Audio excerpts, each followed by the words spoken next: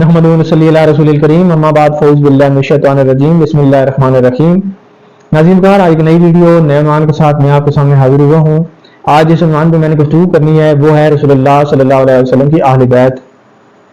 इस हवाले से अहले तशय्युअ का जो नज़रिया है वो अल्लामा महसन बहरानी ने अपनी शरह में लिखा है। वो लिखते हैं कि शिया का इस पर इत्तफाक है कि अहले बैत रसूल में शामिल जनाब मौला अली अलैहिस्सलाम, जनाब हसनैन करीमैन अलैहिस्सलाम और जनाब फातिमा सलामुल्लाह अलैहा है। इसके अलावा अहले बैत रसूल में अज़वाज मुतहहरात शामिल नहीं हैं। ये नज़रिया अहले तशय्युअ की और जुमला तसानीफ में मौजूद है, उनकी तकारीर में, उनकी तसानीफ में और उनकी सोशल मीडिया पे जो कुछ वो पेश करते हैं उसमें ये नज़रिया देखा जा सकता है। नाज़रीन इस बातिल नज़रिए को इंशाल्लाह हम आज इस वीडियो में एक्सपोज करेंगे और अज़वाज मुतहहरात को अहले बैत रसूल से निकालने का जो प्रोपगंडा जिन दलाइल पर खड़ा है हम इंशाल्लाह उसको भी एक्सपोज करेंगे। मैं बिना तमहीद अपने दलाइल का आगाज करता हूँ जिससे साबित होगा कि रसूलुल्लाह सल्लल्लाहु अलैहि वसल्लम की अहले बैत अज़वाज मुतहहरात जो हैं वो अहले बैत रसूल में शामिल हैं। मेरे सामने है सूरह अहज़ाब आयत नंबर 28। अल्लाह ताला फरमाता है या अय्युहन नबिय्यु कुल लिअज़वाजिका इन कुन्तुन्ना तुरिदनल हयातद दुनिया। नाज़रीन कार इस आयत नंबर 28 से लेकर आयत ततहीर शामिल आयत नंबर 34 तक अल्लाह ताला ने इन 7 आयात में अज़वाज मुतहहरात के लिए अहकामात का नज़ूल फरमाया है और ये 7 आयात दलालत करती हैं कि अज़वाज मुतहहरात भी अहले बैत रसूल में शामिल हैं। नाज़रीन कार जो आयत ततहीर है वो भी इन 7 आयात के अंदर ही है जिसको अहले तशय्युअ सिर्फ 4 शख्सियात के लिए मखसूस मानते हैं। तो आयत ततहीर की शानी नज़ूल के हवाले से अगर देखा जाए तो सहाबा किराम में अजीम मुफस्सिर बकौर अहले तशय्युअ के जिन्होंने अपना इल्म मौला अली अलैहिस्सलाम से हासिल किया उनका नाम है जनाब अब्दुल्ला बिन अब्बास अलैहिस्सलाम। आप आयत ततहीर की शान नज़ूल के हवाले से फरमाते हैं कि ये जो आयत ततहीर है ये रसूलुल्लाह सल्लल्लाहु अलैहि वसल्लम की अज़वाज के हक में नाजिल हुई है। इस तफसीर से भी ये साबित होता है कि आयत ततहीर की मिस्ताक और अहले बैत रसूल की मिस्ताक इन 7 आयात में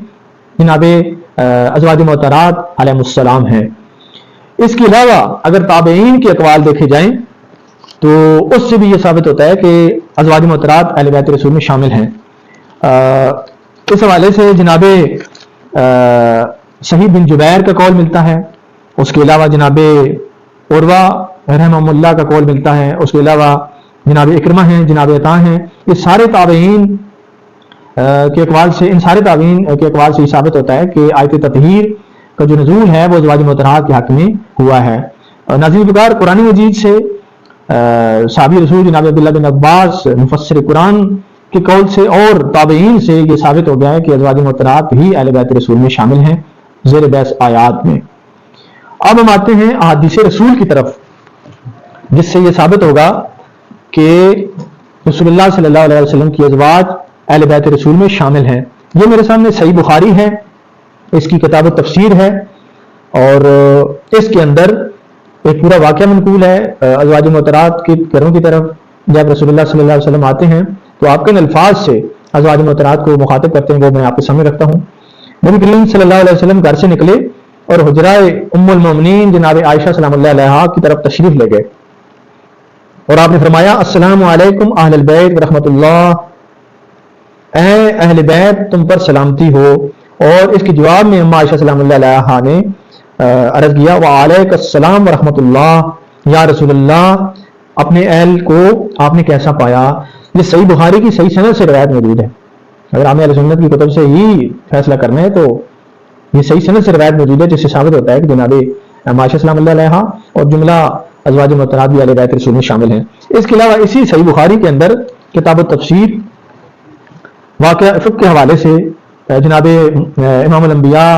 रसूलुल्लाह सल्लल्लाहु अलैहि वसल्लम ने जो इरशाद फरमाया वो भी मैं आपके सामने रखता हूँ। जब जनाब आयशा सलामुल्लाह अलैहा पर तहमत लगी तो उस हवाले से रसूलुल्लाह सल्लल्लाहु अलैहि वसल्लम मिंबर पर तशरीफ फरमा हुए और आपने जो जिन अल्फाज से मुसलमानों को मुखातिब किया मैं आपके सामने रखता हूँ। जनाब रसूलुल्लाह सल्लल्लाहु अलैहि वसल्लम मुसलमानों को मुखातिब करके यानी कि सहाबा किराम को मुखातिब करके ये इरशाद फरमाते हैं कि या माशरल मुस्लिमीन मन याज़िरुनी मिन रजुलिन कद बलगनी अज़ाउ फी अहली बैती। अब मैं इसका तर्जुमा आपके सामने रखता हूँ। ऐ सहाबा किराम, ऐ मुसलमानों की जमात, मुझे इस आदमी से कौन इंसाफ दिलाएगा जिससे मुझे मेरे अहले बैत के हक में अजियत पहुंची है। नाज़रीन कार इसमें भी اما عائشہ سلام اللہ علیہا کے لیے جناب رسول اللہ نے جو الفاظ استعمال کیے ہیں وہ اہل بیت ہیں۔ یہ دو احادیث آپ کے سامنے ہیں جن سے ازواج محترمات کا اہل بیت رسول میں ہونا ثابت ہوتا ہے۔ عزیز کار، اب میں ایک اور حدیث آپ کے سامنے رکھتا ہوں، جناب ام سلمہ سلام اللہ علیہا کہ وہ حدیث ہے، یعنی کہ وہ راوی ہیں اس کی، اور انہوں نے ایک پورا واقعہ نقل کیا ہے جس میں جناب مولا علی علیہ السلام، جناب فاطمہ سلام اللہ علیہا اور جناب حسنین کریمین علیہ السلام کا اہل بیت رسول میں ہونا ثابت ہوتا ہے۔ یہ وہی ناظرین ذکر واقعہ ہے جس کو روایت قصا، حدیث قصا، واقعہ قصا کے عنوان سے جانا جاتا ہے۔ اس میں ام سلمہ سلام اللہ علیہا نے جب دیکھا کہ ان چار شخصیات کو چادر میں لے کر ان کی دعا کی جا چکی ہے تو جناب ام سلمہ سلام اللہ علیہا آخر میں عرض کرتی ہیں، یا رسول اللہ کیا میں آپ کی اہل بیت میں نہیں ہوں؟ جناب رسول اللہ صلی اللہ علیہ وسلم نے جواب میں ارشاد فرمایا، بلا کیوں نہیں، اے ام سلمہ تم بھی اہل بیت میں شامل ہو، اور پھر چادر کے اندر جناب ام سلمہ سلام اللہ علیہا داخل ہو گئی ہیں۔ اس کو امام احمد بن حنبل رحمہ اللہ نے اپنی فضائل صحابہ کے اندر بھی لکھا ہے، اس کا درجہ بھی حسن ہے، اور اس روایت سے بھی ثابت ہوتا ہے کہ جناب ام سلمہ سلام اللہ علیہا یعنی کہ جو زوجہ ہیں، جو آپ صلی اللہ علیہ وسلم کی زوجہ ہیں، وہ اہل بیت رسول میں شامل ہیں۔ ناظرین، اس کے علاوہ میں آپ کے سامنے ایک اور روایت صحیح مسلم شریف کی رکھتا ہوں، یہ میرے سامنے ہے صحیح مسلم جلد سوم، اور اس کے اندر نبیذ کے حوالے سے ام المومنین جناب عائشہ سلام اللہ علیہا ارشاد فرماتی ہیں کہ آپ صلی اللہ علیہ وسلم نے ہم اہل بیت کو کدو کے تومبے اور روغن کی ملے یہ برتنوں میں نبیذ بنانے سے منع فرمایا ہے۔ ناظرین کار، اس صحیح سند سے جو روایت آپ کے سامنے میں نے پیش کی ہے، اس میں بھی یہ ثابت ہوتا ہے کہ ازواج محترمات اہل بیت رسول میں شامل ہیں۔ اہل تشیع کی معتبر تفسیر قمی سے ایک ریفرنس رکھتا ہوں، اور تفسیر قمی کی روایات کے حوالے سے اہل تشیع کے اصول حدیث میں یہ لکھا ہوا ہے کہ اس کے تمام روایات ثقہ ہیں اور اس کی تمام روایات صحیح ہیں، اور اس قسم کا تذکرہ علامہ قمی نے اپنے مقدمے میں بھی کیا ہے۔ تو یہ میرے سامنے ہے سورہ نور،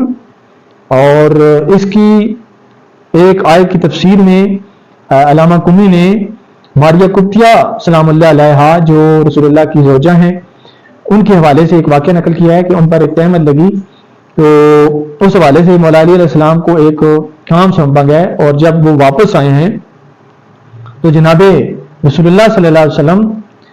کچھ اس طرح ارشاد فرماتے ہیں، اور یہ ارشاد جناب ماریہ قبطیہ سلام اللہ علیہا جو آپ صلی اللہ علیہ وسلم کی زوجہ ہیں ان کے حوالے سے ہے۔ الفاظ میں آپ کے سامنے رکھتا ہوں، اسکرین میں آپ کو نظر آ رہا ہوگا کہ اللہ تعالیٰ کا شکر ہے کہ جس نے اہل بیت کو برائی سے دور رکھا۔ یہاں اہل بیت کے لفظ سے مراد جناب ماریہ قبطیہ سلام اللہ علیہا ہے۔ یہ ناظرین کار، یہ شیعہ تفسیر ہے، اور اس کی روایات اور اس کی روایات کے حوالے سے بھی میں نے آپ کے سامنے اس کے مقدمے کے حوالے سے اشارہ کر دیا ہے کہ اس کے کسی روایت پر بھی شیعہ حضرات کی طرف سے تنقید نہیں ہو سکتی ہے۔ ناظرین کار، میں اب ان دلائل کی طرف آتا ہوں جن کو پیش کر کے اہل تشیع ازواج محترمات کو اہل بیت رسول سے خارج تصور کرتے ہیں۔ ناظرین، اس حوالے سے ایک تو وہ روایت ہے جو جامع ترمذی میں منقول ہے،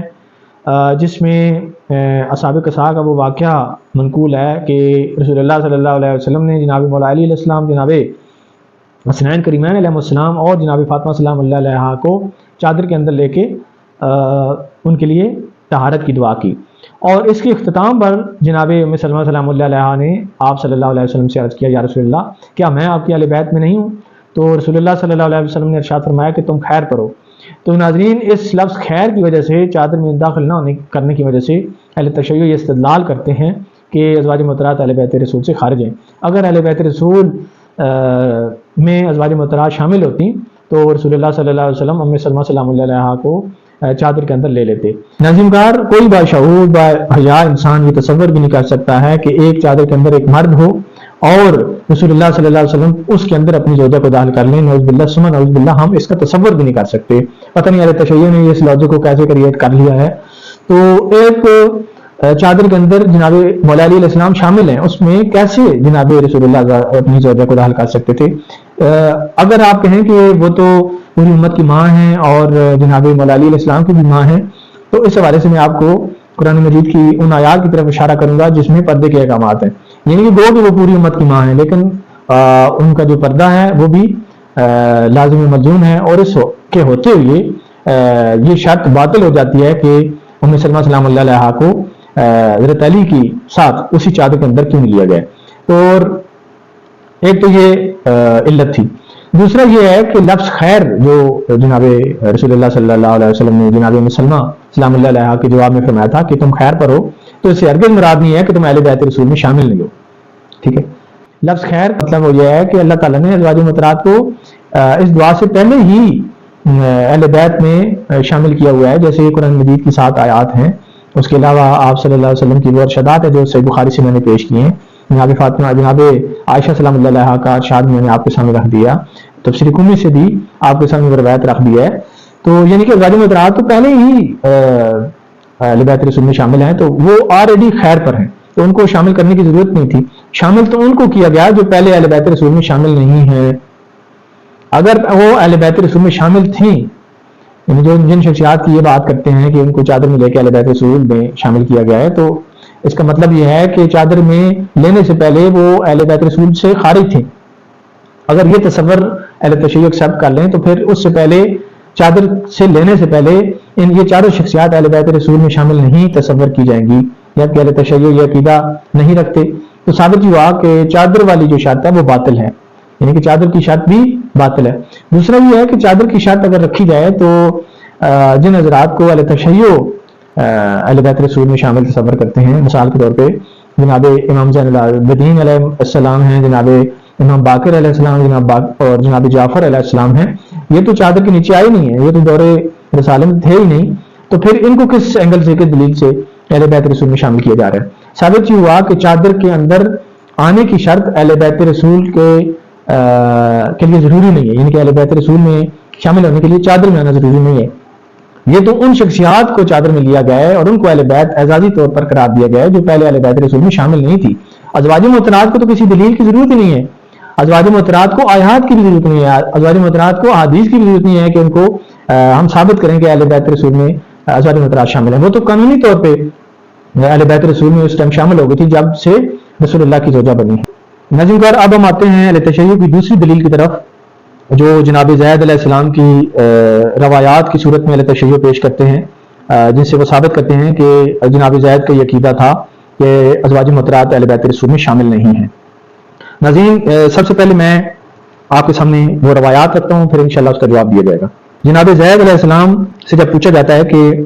کیا آپ کی ازواج مطہرات اہل بیت نہیں ہیں، تو جناب زید علیہ السلام ارشاد فرماتے ہیں کہ اللہ کی قسم، ایک عورت ایک زمانے تک مرد کے ساتھ رہتی ہے، پھر وہ اسے طلاق دے دیتا ہے تو وہ عورت اپنے باپ اور اپنے قوم کی طرف لوٹ جاتی ہے. ناظرین، جس دلیل کی بنیاد پر جناب زید علیہ السلام نے ازواج مطہرات کو اہل بیت رسول سے آؤٹ کیا ہے وہ یہ تھی جو میں نے آپ کے سامنے رکھی ہے، جس کی تشریح یہ ہے کہ چونکہ عورت کو طلاق ہو جاتی ہے، وہ اپنے والدین کے گھر چلی جاتی ہے، اس لیے رسول اللہ صلی اللہ علیہ وسلم کی جو ازواج ہیں وہ بھی اہل بیت رسول میں تصور نہیں کی جائیں گی، کیونکہ ان کو بھی طلاق دی جا سکتی ہے. یعنی کہ اس کا دوسرا مفہوم یہ نکلتا ہے. لیکن ناظرین وقار، ازواج مطہرات کے جو احکامات ہیں وہ عام امت کی عورتوں سے ڈیفرنٹ ہیں، اور جناب زید علیہ السلام نے شروع میں جو دوسری سند ہے جس میں جناب زید علیہ السلام نے ازواج مطہرات کو بھی اہل بیت رسول میں شامل تسلیم کیا ہے، اس روایت کی سند میں شروع میں جناب زید علیہ السلام نے ارشاد فرمایا تھا کہ اے میرے بھتیجے، جس نے سوال کیا تھا یہ اس کو آپ مخاطب ہیں، اے میرے بھتیجے، اللہ کی قسم میری عمر بڑھاپے کو پہنچ گئی ہے اور ایک زمانہ گزر گیا ہے جس کی وجہ سے میں بعض وہ باتیں جو میں نے رسول اللہ صلی اللہ علیہ وسلم سے سن کر یاد رکھی تھی بھول گیا ہوں. اسی وجہ سے جو میں تم سے بیان کروں تو تم اسے قبول کرو، اور جو میں تم سے بیان نہ کروں تو تم اس کے بارے میں مجھے مجبور نہ کرنا. ناظرین بکار، جناب زید علیہ السلام نے اپنے حافظے کا جو ہے نا بتا دیا ہے کہ کئی چیزیں مجھے بھول گئی ہیں،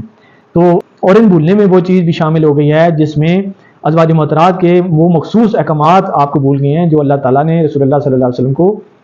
ارشاد فرمائے تھے. وہ کیا احکامات تھے وہ میں آپ کے سامنے رکھتا ہوں.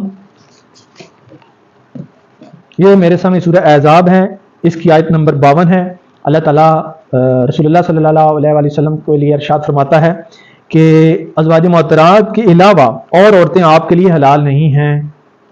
اور نہ یہ درست ہے کہ انہیں چھوڑ کر اور عورتوں سے نکاح کریں. اگرچہ ان کی صورت اچھی بھی لگتی ہو۔ ناظرین کار، یہ قرآن مجید کی نص ہے جس سے ثابت ہوتا ہے کہ ازواج مطہرات کو طلاق نہیں دی جا سکتی ہے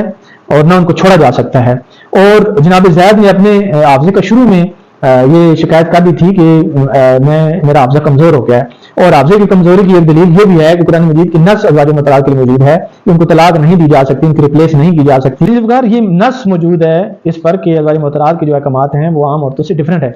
رسول اللہ صلی اللہ علیہ وسلم ان کو طلاق نہیں دے سکتے۔ جب رسول اللہ کو ازواج مطہرات کو طلاق ہی نہیں دے سکتے تو ازواج مطہرات اہل بیت رسول سے خارج کیسے تصور کی جا سکتی ہیں؟ تو یہ دلیل ہے یہ آیات کہ جناب زید کا جو حافظہ کمزور ہو گیا تھا، اور کسی کے ذہن میں کوئی آیت کا محو ہو جانا یا حافظے کی کمزوری کی وجہ سے یاد نہ رہنا کسی بات کا، وہ عیب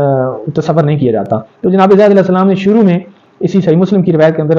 اپنے حافظے کی شکایت کر دی تھی، تو اس حوالے سے یہ دلیل تو بنتی نہیں ہے، اسی